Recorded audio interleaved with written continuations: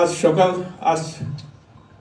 ভোর 6টায় 30শে ডিসেম্বর ওনার মৃত্যু clinically death ঘোষণা করেছিলাম। আপনাদের মাধ্যমে দেশবাসীর কাছে ওনার দোয়া চাই। আপনারা দোয়া করবেন উনি যেন নভেম্বর মাসের 23 তারিখে সন্ধ্যা 8টা 30 মিনিটে এবারকার হসপিটালে আমাদের দেশনেত্রী, প্রাক্তন প্রধানমন্ত্রী, আমাদের জাতির মা খালেদা জিয়া ভর্তি হয়েছিলেন। আমার দীর্ঘ 1 মাস 10 দিন তার বিভিন্ন চিকিৎসা করে ওনাকে সুস্থ করার জন্য আমাদের আপ্রাণ চেষ্টা ছিল। বাট আমি মেডিকেল বোর্ডের পক্ষ থেকে আজ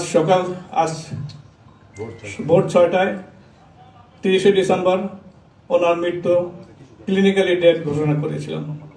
আপনাদের মাধ্যমে দেশবাসীর কাছে ওনার দোয়া চাই। আপনারা দোয়া